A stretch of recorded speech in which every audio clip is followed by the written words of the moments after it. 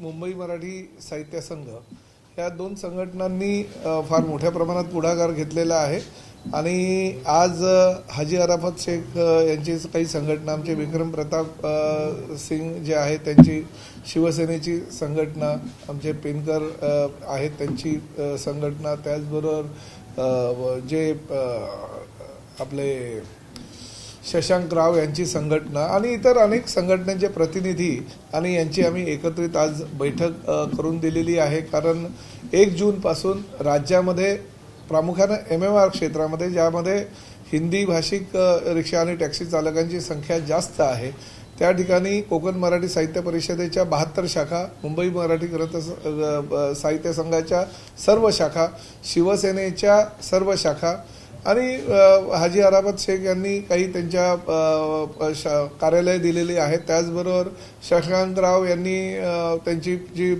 रिक्षा संघटनेची कार्यालय आहेत, पेनकरांनी त्यांच्या रिक्षा संघटनेची 4 जिल्ह्याची कार्यालय आहेत। ही हिंदी भाषिक रिक्षा आणि टॅक्सी चालकांना मराठी शिकवण्यासाठी देऊ केलेली आहेत। प्रामुख्यानं 1 ते 4 ह्या वेळेस ज्यावेळेस व्यवसाय नसतो किंवा कमी असतो अशाच वेळेस यांच्याकडून जर तुम्ही मराठीचं ज्ञान त्यांना दिलं तर योग्य होईल अशी भूमिका काही संघटनांनी मांडली आणि आम्ही त्याही गोष्टीला तयार झालो। काही ऑफलाईन तर 90% आपल्याला करायचं आहे, परंतु 10% काही ऑनलाईन जर कोणाला करायचं असेल तर तो सुद्धा आम्ही ॲप निर्माण केलेला आहे। त्यामुळे AI आधारित काही आम्ही ॲपमध्ये नवीन नवीन प्रयोग केलेले आहे, त्या आधारे सुद्धा त्यांना मराठी शिकता येईल। म्हणजे ऑफलाईन, ऑनलाईन आणि इतर काही गोष्टींच्या आधारे प्रत्येकाला मराठी शिकण्यासाठी आणि प्रामुख्यानं 15 ऑगस्टपर्यंत आम्ही मुदत दिलेली आहे। मराठी भाषा विभाग, परिवहन विभागाच्या वतीनं खर्चाची तजवीज केलेली आहे। काही शिक्षकांनी आम्हाला मोफतसुद्धा प्रशिक्षण देण्याचं सांगितलेलं आहे, त्यांना मोफत त्यांच्या माध्यमातून मोफत प्रशिक्षण दिलं जाईल। काही शिक्षकांना ज्यांना जे शिकवतील त्यांना 1 तासाचे 1000 रुपये मानधनसुद्धा द्यायचं आम्ही ठरवलेलं आहे। अशा पद्धतीनं ज्या वेळेस ज्या ठिकाणी ज्या गोष्टीची गरज आहे ते सर्व मराठी शिकण्यासाठी आम्ही रिक्षा चालकांना आणि टॅक्सी चालकांना मुदत देतोय, आमचा खर्च करतोय, वेळ देतोय। 4500 शिक्षक आमचे पूर्ण या कोकण परिसरामध्ये आणि प्रामुख्याने MMR क्षेत्रामध्ये आम्ही कार्यान्वित करतोय। 1 जूनपासून ही मोहीम आम्ही कार्यान्वित करणार आहोत आणि त्या माध्यमातून ही सगळी लोक म्हणजे आमचे धवल सर आहेत, ठाकरेताई आहेत, सगळे आमच्या प्रतिनिधी जे आहेत त्या रिक्षा संघटनांशी समन्वय साधून सर्व रिक्षा चालकांना मराठी शिकवणार आहेत। आनंदाची गोष्ट अशी आहे की ह्यापूर्वीसुद्धा आमच्या काही संघटनांच्या कार्यकर्त्यांनी, पदाधिकाऱ्यांनी म्हणजे हाजी अराफत शेख यांनी भरपूर काही क्लासेस घेतले होते, भरपूर कार्यशाळा घेतल्या होत्या, तशाच इतरही लोकांनी घ्याव्यात असं आम्हाला वाटत होतं। परंतु दुर्दैवाची गोष्ट की मराठी शिकण्यासाठी आम्ही येऊ, पुढाकार घेऊ असं सांगणारे लोक आजच्या बैठकीमध्ये मात्र त्यांनी पाठ फिरवली, हे सुद्धा दुर्दैव आहे। त्यामुळे फक्त ह्या मराठी भाषेविषयी मराठी भाषिक आणि हिंदी भाषिक असा वाद निर्माण करून स्वतःची पोळी भाजण्यासाठी कोणी जर राजकारण करत असेल तर ते करता कामा नये। मराठी आमची संस्कृती आहे, मराठी विचार आणि मराठीचा प्रसार सातत्यानं राज्यामध्ये सगळीकडे व्हावा, देशामध्ये व्हावा ही भूमिका राज्य शासनाची असल्याकारणानं आम्ही एवढा पुढाकार घेऊन पाठपुरावासुद्धा करतोय। आम्ही फक्त घोषणा केली नाही, आम्ही जर कारवाई करू तर कारवाई करण्यापूर्वी तुम्ही मागितलेली मुदत दिली 3 महिन्याच्या ऐवजी तुम्हाला 3.5 महिने 105 दिवस दिलेत 1 मे पासून 15 ऑगस्टपर्यंत। नंतर मात्र कोणी जर 16 ऑगस्टला येऊन सांगितलं आणि राजकारण करण्याचा प्रयत्न केला तर प्रताप सरना बिलकुल सहन करणार नाही। 16 तारखेपासून मराठी अनिवार्य आहे। तुम्हाला ज्या गोष्टींची आवश्यकता होती सगळ्या गोष्टींची पूर्तता आम्ही केलेली आहे। नंतर मग आम्हाला नाव ठेवू नका की आम्हाला वेळ नाही दिली, मुदत नाही दिली आणि ह्या गोष्टीचं राजकारणही करता कामा नये आणि मराठी आणि हिंदी भाषिकांमध्ये वाद सुद्धा निर्माण करण्याचा प्रयत्न करून स्वतःची कोणी राजकीय पोळी भाजण्याचा प्रयत्न करू नये असा इशारा सुद्धा मी काही संघटनांना आणि काही लोकांना देतोय। ज्या गोष्टीची आवश्यकता आहे त्या सगळ्या गोष्टींची आम्ही आता पूर्तता केलेली आहे। परंतु तरीसुद्धा जर तुम्हाला मराठी शिकायचंच नसेल, तुम्हाला जे करायचं ते करा, आम्ही काही शिकणार नाही असं मराठीच्या बाबतीत जर तुम्ही परत एकदा अशी भूमिका घेत असाल तर 16 तारखेपासून आमच्या डिपार्टमेंटच्या सगळ्या अधिकाऱ्यांना मी सूचना केलेली आहे, कारवाई ही अटळ आहे। महाराष्ट्रात राहायचं असेल, महाराष्ट्रात व्यवसाय करायचा असेल तर मराठी अनिवार्य आहे। बिलकुल मुदतवाढ दिली जाणार नाही, अजूनही वेळ आहे। ज्याला व्यवसाय करायचा आहे त्यांनी शिकावं, ज्याला व्यवसाय करायचा नसेल त्यांनी जर काय त्यांनी तशा पद्धतीचा प्रयत्न केला तर 16 तारखेपासून येणाऱ्या ज्या परिवहन विभागाच्या माध्यमातून जी कारवाई आहे त्या कारवाईला सुद्धा सामोरं जायला हवं. परंतु मराठीशी पंगा घेण्याचा कोणी प्रयत्न करू नये. मुजोरी मराठीच्या बाबतीत कोणी करता कामा नये. 15 ऑगस्ट नंतर कारवाई नेमकी काय असणार?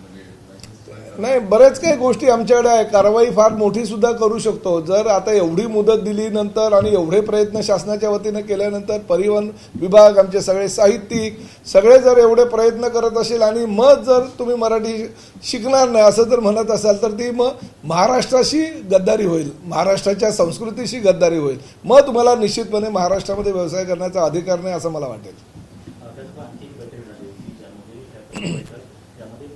बनावट कागदपत्रांच्या आधारे रिक्षा आणि टॅक्सी परवानगी दिली होती. या संदर्भात बैठक झाली त्यामध्ये काय नाही, आता त्या संदर्भात काय आहे की 3 डिपार्टमेंट त्यामध्ये येतं. एक परिवहन विभाग येतो, एक महसूल खातं येतं आणि एक पोलीस खातं येतं. त्यामुळे ह्या तिन्ही डिपार्टमेंटची आम्ही एकत्रितपणे महसूल मंत्री बावनकुळे साहेबांच्या अध्यक्षतेखाली बैठक घ्यावी अशी विनंती आम्ही करतोय. ती बैठक झाल्यानंतर त्या बाबतीतला निर्णय घेऊ. परंतु तो प्रकार सुद्धा भयानक आहे.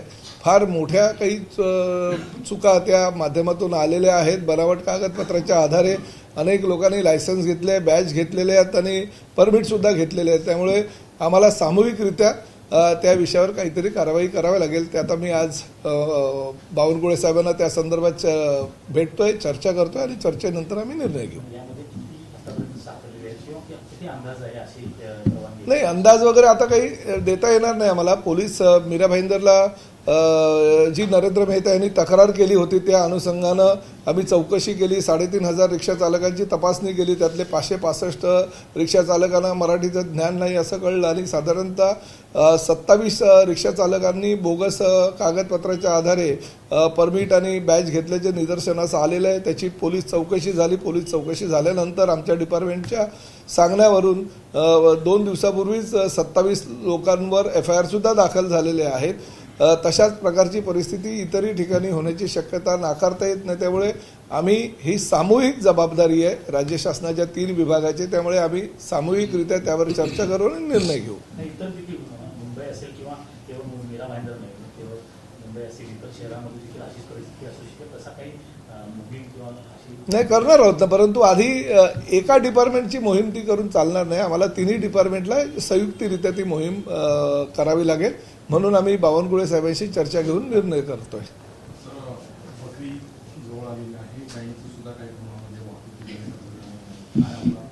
नाही, फार मोठ्या प्रमाणावर ही अवैध वाहतूक केली जाते. बकऱ्यांची वाहतूक वगैरे ठीक आहे, ती त्यांनी जर परवाना घेऊन केली तर काही हरकत नाही. परंतु गोमातेची तस्करी कुठल्याही परिस्थितीमध्ये होता कामा नये असे निर्देश माननीय मुख्यमंत्री देवेंद्र फडणवीस यांनी दिलेले आहे. राज्याचे मुख्यमंत्री म्हणून काम करत असताना एकनाथ शिंदे साहेबांनी गोमातेला राज्यमातेचा दर्जा दिलेला आहे. हिंदूंची संस्कृती आहे, गोमाता ही आमची जननी माता म्हणून आम्ही ओळखतो. आणि अशा पद्धतीनं जर गोमातेची तस्करी करून कतली करण्याचा काही लोक प्रयत्न करत असतील तर तो प्रयत्न आम्ही 100% हाणून पाडू.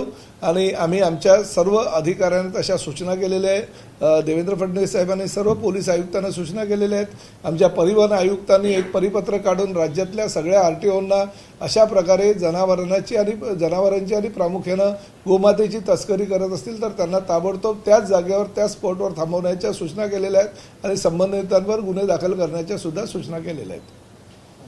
त्याचबरोबर सध्या बऱ्याच ठिकाणी पेट्रोल डिझेलचा तुटवडा हा जाणवत आहे. एसटीच्या संदर्भात काही नाही, सध्या तरी एसटीच्या संदर्भात काही तुटवडा नाही आहे. परंतु गेल्या 4 वेळेस इंधनाचे भाव जे काही वाढलेले आहेत, जवळजवळ डिझेलचा भाव 8 रुपयाच्या आसपास गेल्या 4 टप्प्यामध्ये जी वाढ झालेली आहे. पहिल्या वेळेस 3 रुपये 10 पैसे, दुसऱ्या वेळेस 91 पैसे, तिसऱ्या वेळेस 81 पैसे आणि आज काहीतरी 2 रुपये 90 पैशाच्या आसपास ही भाववाढ झालेली आहे. त्यामुळे प्रत्येक लिटर मागे 8 रुपयाच्या आसपास ही डिझेलची दरवाढ झालेली आहे.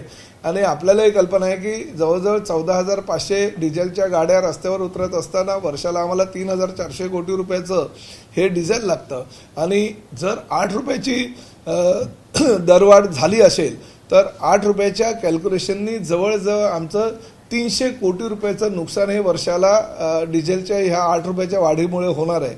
आणि एस.टी. महामंडळ एवढा मोठा जो काही नुकसान आहे तो नुकसान सहन करू शकत नाही आणि त्यामुळे आम्हाला काहीतरी भूमिका घ्यावीच लागेल. परंतु अद्यापर्यंत आम्ही काही भूमिका घेतलेली नाही. आम्ही केंद्र आणि राज्य शासन यांच्याकडे मदतीची मागणी केलेली आहे. त्या मदतीची पूर्तता झाली तर ठीक आहे, नाहीतर आम्हाला भविष्यामध्ये काहीतरी कटू का होईना पण सर्वसामान्य प्रवाशांना सुविधा देण्यासाठी, सेवा देण्यासाठी काही निर्णय घ्यावे लागतील. काही हरीश महाजन यांनी विरोधकांच्यावर टीका केली आहे की इंधनाचा काळाबाजार करण्यासाठीच 80% लोक हे रांगेमध्ये आले. नाही, मला त्याबद्दल काही कल्पना नाही. परंतु एक गोष्ट मात्र मुख्यमंत्री देवेंद्र फडणवीस आणि आपले छगन भुजबळ साहेबांनी स्पष्ट केलेली आहे की राज्यामध्ये डिझेलचा साठा चांगला आहे, योग्य प्रकारे आहे. किमान 1 ते 1.5 महिना तरी आपल्याला डिझेलचा तुटवडा होणार नाही अशी भूमिका भुजबळ साहेबांनी घेतलेली आहे. परंतु काही ठिकाणी काय होतं की ह्या वृत्तपत्रातल्या आणि वृत्तवाहिन्यांच्या बातम्यांच्या आधारे शेतकऱ्यांमध्ये किंवा सर्वसामान्यांमध्ये घबराटीचं वातावरण पसरलं जातं. ज्याला 5 ते 10 लिटर पेट्रोलची आवश्यकता किंवा डिझेलची आवश्यकता असेल तो 40-40, 50-50 लिटर डिझेल आणि पेट्रोलचा साठा करून ठेवतो आणि त्यामुळे घबराट निर्माण झालेली असल्याकारणानं काही लोकांनी साठा केलेला ही वस्तुस्थिती नाकारता येत नाही. आम्हाला काही जिल्हाधिकाऱ्यांनी माहितीसुद्धा त्या संदर्भात दिलेली आहे. त्यामुळे आमचं आव्हान हेच राहील की डिझेलचा साठा न करता आता बघा खरीपाची पेरणी आहे आणि ह्या पेरणीच्या दरम्यान प्रत्येक शेतकऱ्याला ट्रॅक्टरमध्ये हे डिझेल टाकावं लागतं आणि ट्रॅक्टर चालवत असताना जर त्याला डिझेल वेळेवर मिळालं नाही तर निश्चितपणे शेतीची पेरणी योग्य प्रकारे होऊ शकत नाही. त्यामुळे शेतकऱ्यांना लवकरात लवकर डिझेल योग्य प्रकारे त्यांना जेवढं पाहिजे तेवढं द्यावं अशा सूचना मी ज्या जिल्ह्याचा पालकमंत्री आहे धाराशिवचा त्या जिल्हाधिकाऱ्यांना दिलेल्या आहेत आणि राज्यातील इतर जिल्हाधिकाऱ्यांनी सुद्धा त्याच्याच पद्धतीने त्याचं पालन करावं. काही ठिकाणी कॅनमध्ये डिझेल आणि पेट्रोलचं प्रमाण घेऊन जाण्याचं मोठ्या प्रमाणात आहे. त्या ठिकाणी कॅनमध्ये न देता जे ट्रॅक्टर आहे त्या ट्रॅक्टरनाच जर पूर्ण तुम्ही डिझेल भरून दिलं तर मला असं वाटतं हा काळा बाजार होणार नाही आणि साठे बाजार सुद्धा होणार नाही. त्याचबरोबर इंदा रोडमध्ये एका सोसायटीमध्ये पोलिसांनी फेरी टाकली कारण कुठलाही कुर्बानी ही सोसायटीच्या परिसरात दिली जाऊ नये बकरीच्या पासून अशा प्रकारे. आता प्रत्येक ठिकाणी वेगवेगळ्या प्रकारच्या सोसायटीच्या काही लोकांच्या सूचना असतात. आता तसं बघायला गेलं तर कुर्बानी देण्यासाठी काही जागा निश्चित केलेल्या आहेत. त्याच जागांवर कुर्बानी देण्याची आपल्याकडे प्रथा आहे. कारण काही संस्कृतींमध्ये लोक ते सोसायटीच्या आवारात वगैरे करायला देत नाही. मीरा रोडमध्ये काही सोसायट्यांमध्ये ही वस्तुस्थिती आहे. त्यामध्ये जैन समाज आणि गुजराती समाज मोठ्या प्रमाणात असल्यामुळे ती लोक त्या कुर्बानीला विरोध करत असतात. परंतु शेवटी कायद्याच्या कक्षेमध्ये कुर्बानी देण्यासाठी काही जागा निश्चित केलेल्या त्याच ठिकाणी आपल्या मुस्लिम बांधवांनी कुर्बानी द्यावी अशी माझी सगळ्या आमच्या मुस्लिम बांधवांना आव्हान आहे. आमच्या हाजी अराफत शेखसुद्धा या ठिकाणी बसलेले आहेत. त्यांच्यासुद्धा भावना आहेत. काही ठिकाणी अतिरेक होतो, तो अतिरेक होता कामा नये. बकऱ्यांची ने-आण करत असताना पोलिसांनी सुद्धा संबंधित सगळ्या समाजाला प्राधान्य दिलं पाहिजे आणि सहकार्य केलं पाहिजे. चित्रपट महामंडळाची निवडणूक लागलेली आहे आणि विजय पाटकर जे आले त्यांनी आरोप आहे की मला फार करून दिलं जात नाही आहे किंवा तशा प्रकारचा दबाव जो आहे तो आणला जातो आणि खास करून उदय सामंत यांच्यावर त्यांचं नाही असं आता बघा त्या खात्याचे ते मंत्री आहेत. मला असं वाटतं वृत्तपत्र किंवा वृत्तवाहिन्यांच्या माध्यमातून राजकीय काही आरोप प्रत्यारोप करत असताना काँग्रेसच्या काही लोकांना सांगून की तुम्ही अशा प्रकारे मला फॉर्म भरायला परवानगी देत नाही आहे तसं जर सांगणं होत असेल तर ते योग्य नाही. शेवटी उदय सामंत राज्याचे ज्येष्ठ मंत्री आहेत.